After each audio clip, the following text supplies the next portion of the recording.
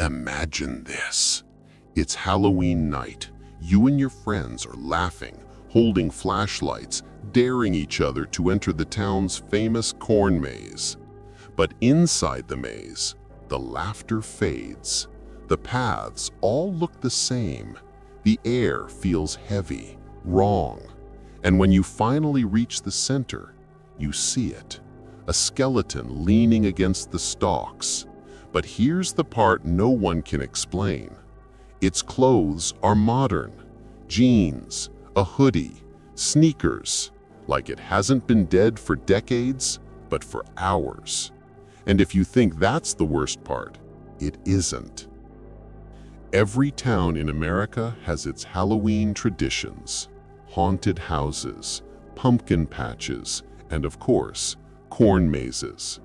This one, in Hollow Creek, was different. Because every October, whispers started up again. Don't go in after dark. Don't go off the marked path. And if you hear footsteps behind you, don't turn around. Locals told stories, kids disappearing, phones shutting off, maps changing, but nothing was ever proven. At least, until last year. 4 friends, Jacob, Tyler, Maria, and Dylan. They were 17, too old for trick-or-treating, too young to think they could actually die. They wanted one thing, proof, so they filmed everything on their phones. At first, it was just jokes. Dylan pretending to jump scare Maria, Jacob yelling, "We're lost forever!" But then, the videos turned quiet. Because in one of them, recorded only 20 minutes inside, you can hear something else.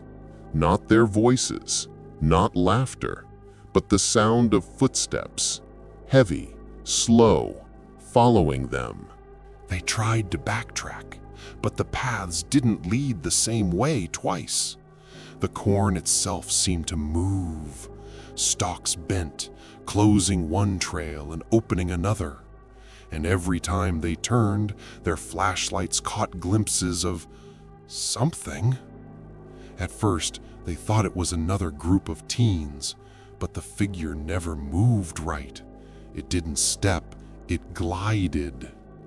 Jacob swore it was just shadows, but when Maria looked at her phone later, the video showed something worse. Behind them, at the edge of the frame, a skull, white, grinning. That's when they reached the middle. The clearing was wrong, too open, too still. And there, sitting against the stalks, was the skeleton. But it wasn't dusty or ancient. Its hoodie was clean, the kind you'd buy last week at Target. Its shoes still had mud, fresh mud. Tyler stepped closer, whispering, This can't be real." But when he shined his light down, he saw something that made him choke. The fingernails were bloody, as if this skeleton had clawed its way up from the earth. And worse, the phone in its pocket buzzed with a brand new notification. Jacob was the first to reach for it. The phone slid easily from the skeleton's hoodie pocket, screen glowing faint blue in the dark. The others leaned in. No lock screen, no password, just the camera app, already open. And the last video had been recorded only an hour ago. Maria's hand shook as she tapped play. The video showed the maze, the same maze, but it wasn't them holding the camera. The angle was too low, like the person was crawling.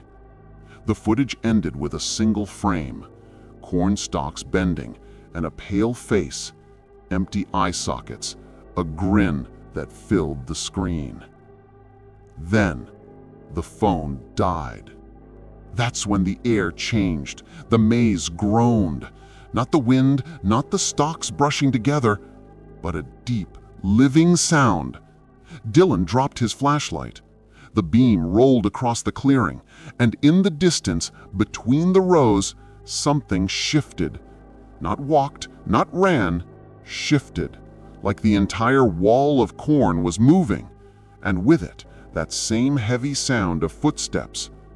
They bolted, any direction, didn't matter. But the paths had changed again. Every turn led them deeper. The rows of corn stretched taller, thicker, as if swallowing them whole.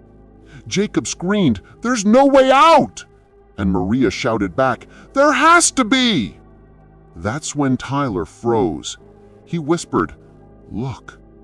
Up ahead, between the stalks, a figure stood.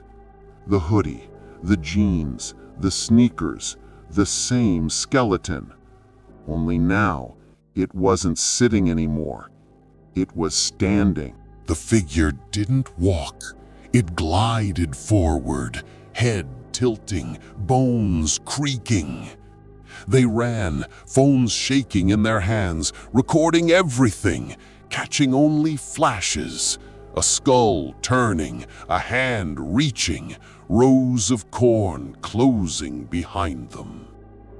Dylan screamed, then cut off. His flashlight hit the dirt, beam spinning, showing nothing but stalks. "Don't stop!" Maria yelled, sobbing. But one by one, the screams faded, until only silence filled the maze.